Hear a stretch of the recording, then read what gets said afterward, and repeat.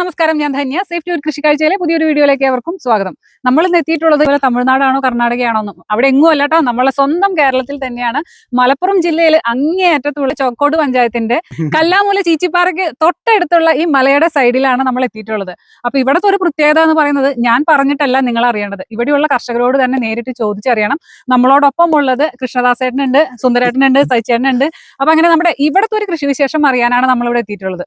അപ്പൊ സാധാരണ ഈ പറയുന്ന 500-1000 വാഴയൊന്നല്ല, ഇവിടത്തെ കണക്കെന്ന് പറഞ്ഞു കഴിഞ്ഞാല് വലിയ നമ്പറാണ്. അപ്പൊ എന്തായാലും അതിന്റെ വിശേഷങ്ങളൊക്കെ ചോദിക്കാം. കൃഷ്ണദാസേട്ടാ, ഇവിടെ എത്ര വാഴയാണ് വെച്ചിട്ടുള്ളത്?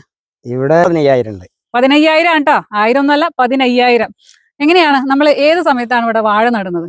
വാഴ ഒരു മാർച്ച് പകുതിയോടുകൂടി ഇതിനെ ആശ്രയിച്ചിട്ടാണ് കൃഷി. അപ്പൊ നന കാര്യമായിട്ട് വേണ്ട. അപ്പൊ നമുക്ക് ചെലവ് കുറവാണ്, നനയ്ക്കുന്നതിനുള്ള പൈസ വളരെ കുറവാണ്. അപ്പൊ നമ്മള് മാർച്ച് പകുതിയോടുകൂടി ഇവിടെ കന്ന് കൊണ്ടുവരുന്ന പറഞ്ഞത്. ഇത് എങ്ങനെയാണ് ഇവിടേക്ക് ഈ മലയുടെ ഈ ഒരു ഇടുക്കിലേക്ക് എങ്ങനെയാണ് കന്നുകളൊക്കെ കൊണ്ടുവരുന്നത്? കന്ന് 4 വീലർ വണ്ടി വേണം. അതിന് താഴത്ത് വലിയ വണ്ടിക്ക് ഇറക്കിയിട്ട് അവിടുന്ന് കുറച്ചീശ കൊണ്ടുവരണം. എത്ര കന്ന് വെച്ചാൽ നമുക്ക് കൊണ്ടുവരാൻ പറ്റുക? 4 വീലർ കൊട്ട വണ്ടിയിൽ ഒരു 600 കന്നേ പോരുള്ളൂ. 600 എണ്ണേ പോരുള്ളൂ. അപ്പൊ ഇത് നമ്മൾക്ക് കൃഷി ചെലവ് കുറവാണെങ്കിൽ പോലും ഇവിടേക്ക് ഓരോ സാധനങ്ങൾ കൊണ്ടുവരാനുള്ള പണി കൂടുതലാണ്.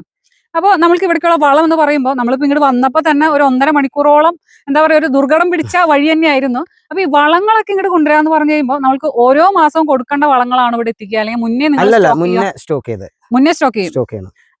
ഒരു ഫുൾ സീസണിലുള്ള യൂറിയ പൊട്ടാസ് വരെ സ്റ്റോക്ക് ചെയ്യണം. അപ്പൊ അതായത് ആദ്യമേ തന്നെ കാശ് ഫുള്ളായിട്ട് നമ്മള് ഇൻവെസ്റ്റ് ചെയ്യണം. അപ്പൊ കന്ന് കൊണ്ടുവന്നു കഴിഞ്ഞാൽ എങ്ങനെയാണ് നമ്മൾ മരുന്ന് മുക്കുക, അങ്ങനെയുള്ള കാര്യങ്ങൾ? മരുന്ന് മുക്കും ഫസ്റ്റില്. നട്ടതിന് ശേഷം മുളച്ചു വന്ന് 2-3 ഇലയായി കഴിഞ്ഞാല് നാനോ DAPയും SOPയും സ്പ്രേ കൊടുക്കും. അപ്പൊ നമ്മൾ ആദ്യത്തെ ആ ഒരു മാസം അല്ലെങ്കിൽ രണ്ടാമത്തെ മാസം നമ്മള് മഴ പെയ്തതിന് ശേഷം മാത്രമാണോ അത് കൊടുക്കുക? മഴ പെയ്തതിന് ശേഷം മുളച്ചു വന്ന് 2-3 ഇലയായതിനു ശേഷം ചെയ്യുള്ളൂ. അപ്പൊ ഇവിടെ എങ്ങനെയാ നമ്മളെ ഈ ആനയുടെ ശല്യം, മറ്റുള്ള ഈ വന്യമൃഗങ്ങളുടെ ശല്യം നല്ലോണം? പിന്നെ എങ്ങനെയാണ് അപ്പൊ നിങ്ങൾ ഈ ഒരു അതിനെ മറികടന്നുകൊണ്ട് ഈ കൃഷി വിജയിക്കാന്ന് പറയുന്നത്? ആള് ഇവിടുന്ന് പോകാൻ തന്നെ പറ്റൂല, കാവല് സ്ഥിരമായിട്ട് വേണം. ടൗണിൽ നിന്ന് ഇങ്ങോട്ട് എത്തണമെങ്കിൽ തന്നെ ഇപ്പൊ ഏകദേശം എത്ര സമയം എടുക്കും? ഇവിടെ 1 മണിക്കൂർ പിടിക്കും. 1 മണിക്കൂറോളം എടുക്കും. എന്നാൽ കുറഞ്ഞ കിലോമീറ്ററേ ഉള്ളൂ. വണ്ടിക്ക് വരാണെച്ചാൽ 1 മണിക്കൂർ പിടിക്കും. 4 വീൽ സൈറ്റ് ആണ്. ഇവിടെ ചുറ്റുവട്ടം മൊത്തം വന മേഖലയാണ്. ആനകള്, അതുപോലെ പന്നി, കുരങ്ങൊക്കെ നല്ലപോലെ ഉണ്ട്. ആനയാണ് മെയിൻ ആയിട്ടും സൂക്ഷിക്കേണ്ട. ഒരു കൂട്ടത്തോടെ കയറി കഴിഞ്ഞാൽ ചിലപ്പോൾ ഒരു 10,000-2000 വാഴയൊക്കെ ഒറ്റ ദിവസം കൊണ്ട് തന്നെ തീർത്തു പോകും. അപ്പൊ ഇവിടെ ഒരു ലെങ്ത് പൈപ്പ് 20 അടി പൊക്കത്തിന് പൈപ്പ് ഇട്ടിട്ട് ഒരു 4 അടി ഫ്രണ്ടിലോട്ട് തള്ളിട്ട് അവത്തേക്കൂടെ കമ്പി തൂക്കിയിട്ടിട്ട് ഫെൻസിങ് ചെയ്തിരിക്കുവാണ്. പന്നി കിടക്കാതിരിക്കാൻ അടി കൂടെ 2 പേര് വേറെ സെപ്പറേറ്റ് വേറെയും വരിക്കും. ഇത് കൂടാതെ രാത്രിയും പകലും ആൾക്കാർ കാവലും ഉണ്ടാവും. അത് ഈ കാർബൺ തോക്ക് കൊണ്ട് പടക്കം പൊട്ടിച്ചും പിന്നെ സാധാ പടക്കം പൊട്ടിച്ചും തീ കൂട്ടി ഈ ഭയങ്കര തീയൊക്കെ കൂട്ടി ആഴിയിട്ടൊക്കെയാണ് ഇതുങ്ങളെ ഓടിക്കുന്നത്. ഇതിനകത്ത് പോയിട്ടുണ്ടെങ്കിൽ വാഴയും പോയി എന്ന് കൂട്ടിയാൽ മതി. അപ്പൊ നമ്മളെ സാധാ ഫെൻസിംഗ് അല്ല, ഡബിൾ ഫെൻസിംഗ് ആണ്. ആനയ്ക്കുള്ള ഹൈറ്റിലുള്ളതും ഹൈറ്റ് കുറഞ്ഞ പന്നിക്കുള്ളത് വേറെയാണ്. എന്നെപ്പോലും നമ്മൾ ഇല്ലെങ്കിൽ ആന മരങ്ങളൊക്കെ തള്ളി ഫെൻസിംഗ് ഇട്ട് കഴിഞ്ഞാൽ അത് നാശമാക്കിയിട്ട് ഉള്ളിൽ കടക്കാൻ സാധ്യതയുണ്ട്. അപ്പൊ മൃഗങ്ങൾക്കും അതിനുള്ള ബുദ്ധിയായി തുടങ്ങി. അപ്പൊ നമ്മളുടെ നാട്ടിലുള്ളവർക്ക് ഈ പറഞ്ഞ പോലെ പന്നികളെ കൊണ്ടൊക്കെ കൃഷി ചെയ്യാൻ ബുദ്ധിമുട്ടുള്ള സമയത്ത് ഇതൊന്ന് നിങ്ങളൊന്ന് കണ്ടു നോക്കൂ. ഇത് ഈ പറഞ്ഞ പോലെ ചുറ്റും മലയ്ക്ക് നടുവിലായിട്ടാണ് ഈ പറഞ്ഞ ഏകദേശം 1 ലക്ഷത്തോളം എന്ന് പറഞ്ഞ പോലെ ഇവിടെ വാഴ കൃഷി ചെയ്തിരിക്കുന്നത്. അങ്ങനെ വിജയിക്കുന്ന കർഷകരെ നമ്മൾ സമ്മതിച്ചു കൊടുക്കാതെ ഒരു നിവൃത്തിയില്ല. അപ്പൊ എന്തായാലും നമ്മളുടെ 1ാം വളം കഴിഞ്ഞു കഴിഞ്ഞാൽ പിന്നെ നമുക്കിനി അടുത്ത ഒരു വളപ്രയോഗം ഏകദേശം എന്തൊക്കെയാണ്? പിന്നെ രാജ്ബോസും യൂറിയ പൊട്ടാസും ഇവിടെ ഇട്ട് കൊടുക്കും. അത് നമ്മൾ ഏകദേശം ഏത് മാസം? ജൂൺ ഒക്കെയാണോ? 2 മാസം കഴിഞ്ഞതിന് ശേഷം പിന്നെ അതൊരു 3 റൗണ്ട് കൊടുക്കും. അതിനോടിടയ്ക്ക് ഈ പുഴുക്കാടൊക്കെ വന്നു കഴിഞ്ഞെങ്കിൽ സിൽബാനോ എന്തെങ്കിലും അടിച്ചു കൊടുക്കും. പിന്നെ അതിന്റെ ഇടയ്ക്ക് നമ്മൾ നാനോ വളങ്ങൾ ചെയ്യുന്നത്. കാരണം ഇത്ര ലേബർ ചാർജ് മുടക്കി വളങ്ങളെല്ലാം ലോഡ് കണക്കിനോടെ കൊണ്ടുവരണമെങ്കിൽ ഈ വാഴ വെട്ടി വിറ്റാലുള്ള പൈസ ഞങ്ങൾക്ക് കിട്ടിയാല. അപ്പോൾ നാനോ വളങ്ങളാണ് കൂടുതലായിട്ടും യൂസ് ചെയ്യാറുള്ളത്. അത് നാനോ യൂറിയ, അതുപോലെ SOP, അങ്ങനെ പിന്നെ 19 അത് പഠിക്കും.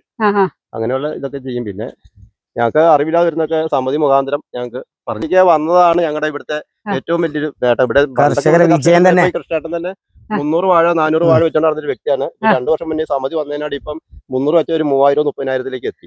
സ്ഥലമില്ല ഇപ്പം. അല്ല പിന്നെ ഇതൊക്കെ എത്ര വർഷം പിന്നെ ഇങ്ങനെ നടക്കാൻ തുടങ്ങിയത്. ഇപ്പൊ ഈ സമിതി വന്നുകൊണ്ടാണ് എല്ലാവരും ഇവിടെ ഈ എല്ലായിടത്തും എല്ലാ മേഖലയും ഇതുപോലെ തന്നെ കരുവാരുണ്ട് മേഖല, കാളിയാവ്, ചോക്കാട് 3 പഞ്ചായത്തിന്റെയും കീഴിൽ ഉള്ള കർഷകർ മൊത്തം വാഴയിൽ ആക്റ്റീവായിട്ട് ശ്രദ്ധിച്ചിരിക്കുകയാണ്. അതായത് നമ്മൾക്ക് കൃഷി ചെയ്യുന്നതിനേക്കാളും ഏറ്റവും വലിയൊരു പ്രശ്നം എന്ന് പറഞ്ഞു കഴിഞ്ഞാൽ നമ്മളുടെ ഓരോ സമയത്ത് തന്നെ എല്ലാവരെയും കൊല വെട്ടി മാർക്കറ്റിലേക്ക് എത്തിക്കുക എന്ന് പറയുമ്പോൾ അത് വിപണനാണ് ബുദ്ധിമുട്ട്.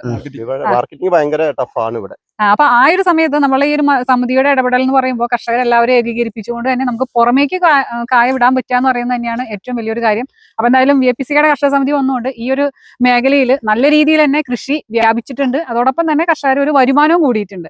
പിന്നെ ഈ പറഞ്ഞ പോലെ നാനോ വളങ്ങളെ കുറിച്ച് പറയുകയാണെങ്കിൽ എന്താണ് അതിനെക്കുറിച്ച് പറയാനുള്ളത്? നമ്മൾ സാധാരണ ഇതുപോലെ ഹൈ റേഞ്ച് മേഖലയിലൊക്കെ കൃഷി ചെയ്യുന്നവർക്ക് എത്രത്തോളം നമ്മളുടെ ചെലവ് കുറയ്ക്കാനായിട്ട് സാധിച്ചിട്ടുണ്ടാവും? ഞാനവിടെ കൂടുതലായിട്ട് നമുക്ക് എന്നാ വെച്ചെങ്കിൽ ഇപ്പം ഒരു ലോഡ് വളം വരുന്നത് അതിനുള്ള ലേബർ ചാർജിന്റെ മുടക്കേ വരുന്നുള്ളൂ. ഞാനോ വളം വിലക്ക് മേടിക്കാൻ അതൊരു സഞ്ചി തൂക്കി പിടിച്ചോണ്ട് വരുന്ന സംഭവം ഇവിടെ എത്തും.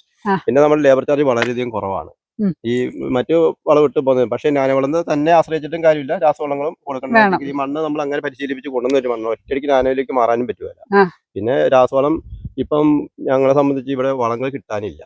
രാസവളത്തിന് എല്ലായിടത്തും പൊട്ടാഷ്യം യൂറിയം കിട്ടാൻ തന്നെ ഇല്ല. ഞങ്ങള് ഇല്ലാതെ വരുമ്പോൾ മറ്റു സമിതികളെ ആശ്രയിക്കും. അവരൊക്കെയാണ് ഞങ്ങളെ സഹായിച്ചുകൊണ്ടിരിക്കുന്നത് ഇപ്പൊ. അപ്പോ ഇവിടെ ഞങ്ങൾക്ക് അടുത്ത തിരുവാലി സമിതിയുണ്ട്, അതുപോലെ മങ്കടയുണ്ട്, അങ്ങനെ പല സമിതികളിലും അത്താണിക്കല് അവരൊക്കെയാണ് ഞങ്ങള് ഈ രീതിയിൽ വളങ്ങളൊക്കെ തന്ന് സഹായിക്കുന്നത്. അപ്പോ അതിനിടയിൽ കൃത്യമായിട്ട് ഓരോ മാസം ഇടവിട്ട് ഇതുപോലെ നാനോവളങ്ങൾ കൊടുക്കുകയാണെങ്കിൽ രണ്ടും കൂടെ ആവുമ്പോൾ ഞങ്ങൾ ഏകദേശം ചെലവ് ചുരുക്കി കൊണ്ടുവരാം. 500 വാഴ വെച്ചതിൽ നിന്ന് ഈ 15,000 വാഴയിലേക്ക് എത്തിയപ്പോൾ നമ്മുടെ കൃഷി ചെലവിലും കൃഷിയിൽ നിന്നുള്ള വരുമാനത്തിലും എത്രത്തോളം മാറ്റങ്ങൾ കൃഷ്ണദാസേന്റെ അനുഭവത്തിലുണ്ട്?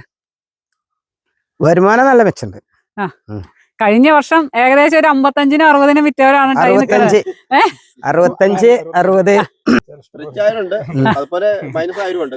60. കിട്ടിയത്. സ്റ്റാർട്ടിങ്ങിലൊക്കെ 32, 34, 36 അങ്ങനെ നിന്ന് 48 വരെ ഒന്ന് സ്റ്റഡി ആയി കുറച്ച് കാലം നിന്നു. അത് 50 ആയി. അതിനുശേഷം ലാസ്റ്റ് ഘട്ടത്തിലാണ് 64. എല്ലാ കർഷകർക്കും കിട്ടിയിട്ടില്ല. വെള്ളം കർഷകർക്ക് കിട്ടിയിട്ടുള്ളൂ. ഈ മലബാറിലൊക്കെ ലാസ്റ്റ് കുറയ്ക്കുന്നില്ലേ അവർക്കേ കിട്ടുള്ളൂ. ലാസ്റ്റ് കിട്ടുള്ളൂ. ഫസ്റ്റ് ഒക്കെ കൂടുതലും തണുപ്പുള്ള ഇപ്പൊ മാഡത്തിന് അറിയാലോ, ഇവിടെ ഇപ്പൊ 1:45-2 മണി ആയതുകൊണ്ട് സമയം ഇപ്പൊ തന്നെ ഇവിടെ നല്ല തണുപ്പായി കഴിഞ്ഞു. കൊലയ്ക്കാൻ താമസിക്കും. കൊലയ്ക്കാൻ താമസിക്കും. ഇവിടെ തന്നെ നമുക്ക് ഫുള്ളും ആയിട്ടില്ല, ഇപ്പോഴും വരുന്നേ ഉള്ളൂ.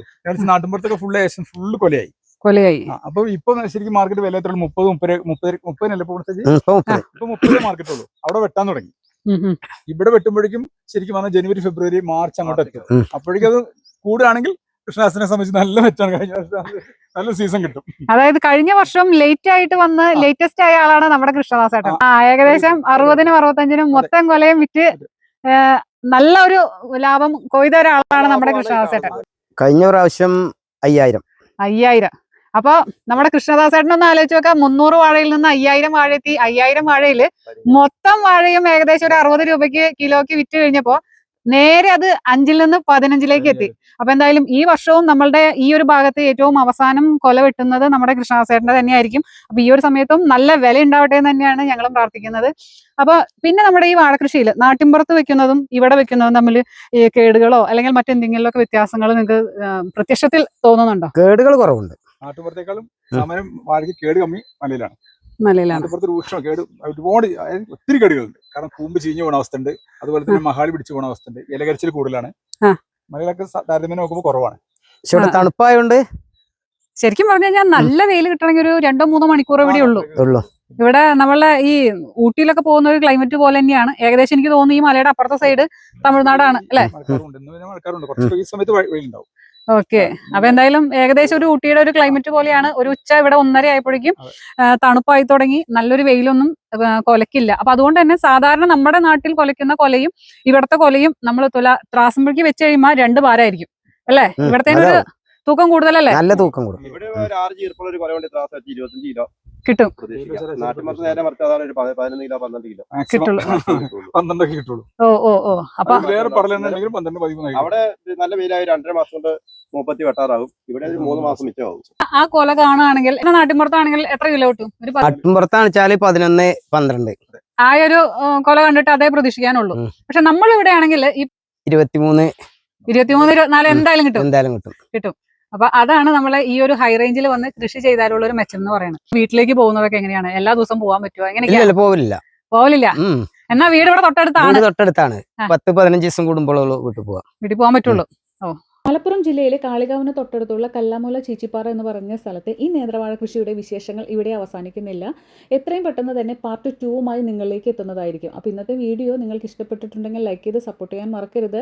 ഇനിയും നമ്മുടെ വീഡിയോയിൽ ഉൾപ്പെടുത്തേണ്ട കാര്യങ്ങളെക്കുറിച്ച് നല്ല നല്ല നിർദ്ദേശങ്ങളോ ഇനി അതല്ല നെഗറ്റീവ് കമൻറ്റുകളാണെങ്കിൽ പോലും നിങ്ങൾ രേഖപ്പെടുത്താൻ മറക്കരുത്. അപ്പോൾ എത്രയും പെട്ടെന്ന് തന്നെ ഇതിൻ്റെ പാർട്ട് 2മായി നമ്മൾക്ക് വീണ്ടും കാണാം.